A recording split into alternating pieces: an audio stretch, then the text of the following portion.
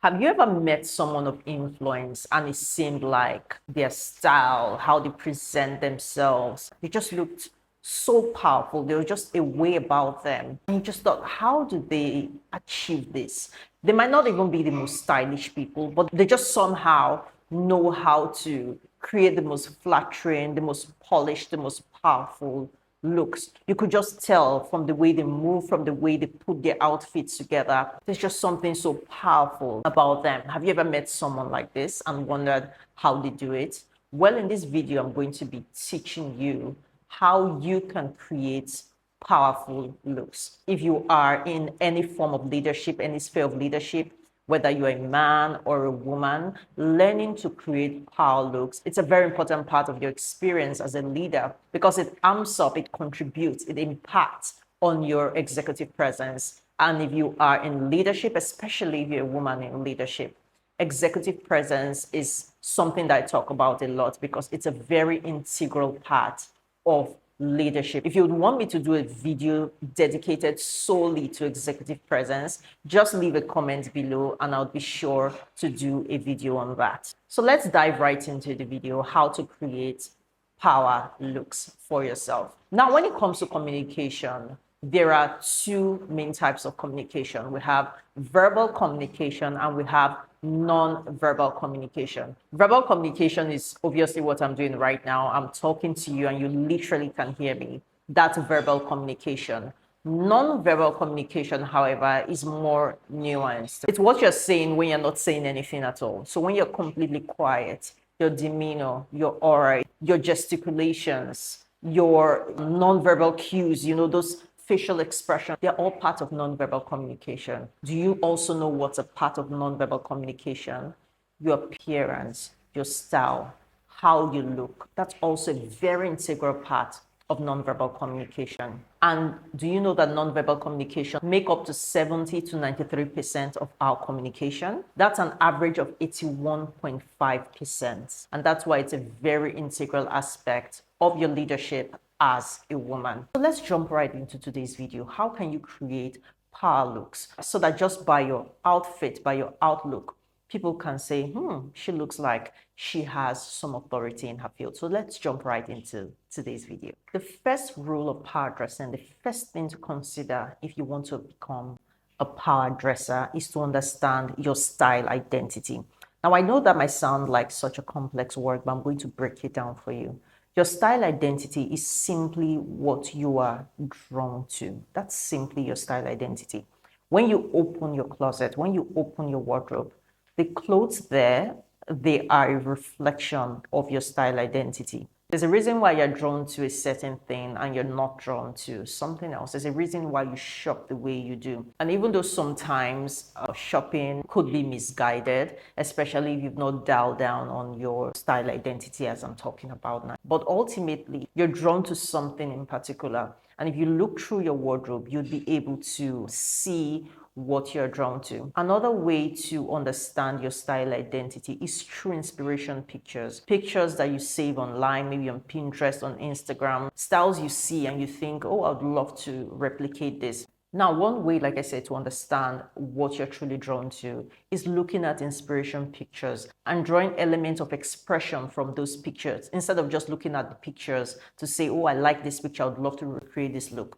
Is to look at what do I really like about this picture? What are the elements of expression that speaks to me? Is it the sturdiness of the outfit? Is it the fluidity of the outfit? Is something that speaks to me? So it's taking those elements of expression and recreating those elements of expression instead of trying to replicate the whole look, as the whole look might not really speak to you. It might not really be part of your style identity. But when you understand the elements of expression that speak to you in that look, then you're truly able to create a look that represents your style identity, which is a huge part of your power look. In a previous video I've done, how to have great style, I talk about the proper way to use inspiration pictures. I'll leave that video linked below. When you understand what you're drawn to, it inadvertently influences your personal style because then you're able to dial down on what you truly like, not just what's in or what's in trend. The second rule of power dressing is choosing structure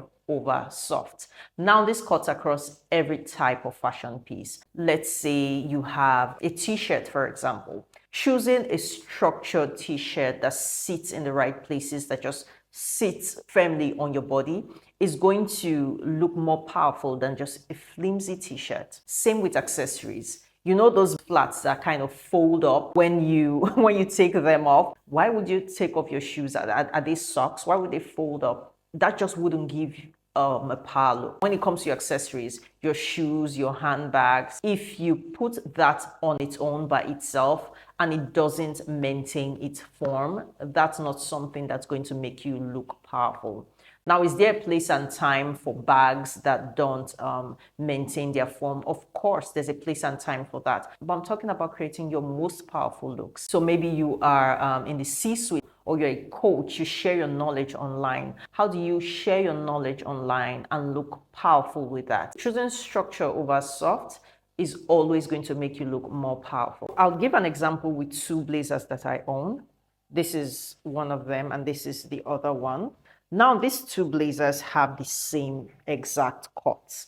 I tell you, the same exact cut. In fact, I had this one first and I really like it, right? It just fits me very well. I really love it. And then I saw this online and I thought, I've always wanted this particular blazers in white, and I thought it's a great opportunity and I got it. But when it came, it was completely different. It had the exact same cut, but very different fabric. I mean, just looking at both of them, you can visibly tell which looks more powerful, which looks more sturdy. This, right? So this is definitely going to give me a more powerful look than this would.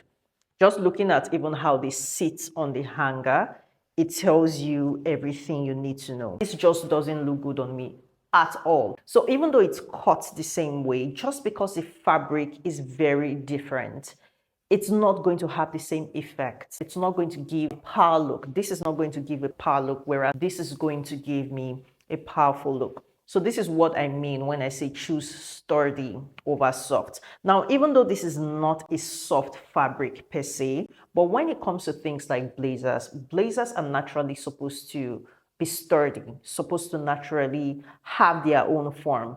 And when you have fabrics that are not as sturdy in blazers, they just don't give that power look that you're looking to have, because blazers are mostly for professional looks. Even though they can be worn casually, this is something that I also wear casually. But the point here is, if you're looking to create really powerful looks, then choosing sturdy over soft is going to give you that effect every time. The third rule of power dressing is to create a signature style. Now, this is a very, very important aspect of power dressing. If you want me to do a video dedicated solely to how to craft your signature style, please leave a comment below and I'll be sure to do that. Now, I know the signature style might sound boring, mundane, monotonous, but signature style doesn't mean repeating the same thing over and over again. It just simply means keeping elements of your style the same. It means having a structure to how you put your outfit together. It's more or less a template that's unique to you, something that works for you. Creating a signature style, especially if you are a woman in leadership, is going to influence your impact, is going to influence your executive presence, is going to make you memorable, recognizable. Let's think of power figures like Steve Jobs. What was Steve Jobs popular for? What was he notorious for? For his turtleneck and jeans. So plain and boring as it may seem, it's something that we knew him for. Like I said, your signature style doesn't have to be repetitive, but your signature style has to be memorable. You have to have a template so you are recognizable, so people can link your brand, connect your brand with something. Let's look at people like Michelle Obama. Let's look at people like Oprah Winfrey. They have a consistent style about them. Yes, they might wear different things, but they have a consistent style about them. Oprah Winfrey is usually in a big hair. Let's think of people like Tracy Ellis Ross. Even I myself, I'm usually in my big hair. Even when I'm on braids, I like to have my braids, bigger. You see how I styled my bun? It's big. I love big hair. It's part of my signature style. Does it mean I would wear only that? No. But it means majority of the time you would find me in that. Even your makeup, it trickles down to how you do your makeup. I do my makeup the exact same way every single time. Some of you would know me very well for my red lipstick. Well, I do not always wear red lipstick, but I mostly wear red lipstick. So dialing down on your signature style, crafting a signature style that makes you memorable is a very integral part of your power looks. Influential, powerful people understand this, and that's why we recognize them by their style. So these are the 3 rules to becoming a power dresser, and I'll just go over them again. The first rule to becoming a power dresser is to understand your style identity. I said your style identity is simply what you are drawn to. The second rule to becoming a power dresser is to choose structure over soft. The third rule to becoming a power dresser is to create your own signature style, because creating a signature style is going to make you memorable, very easily recognizable. And that's such a powerful thing to have. If you found this video helpful, don't forget to like, comment, subscribe, turn on the notification bell. And I'll see you in my next video. Stay fabulous.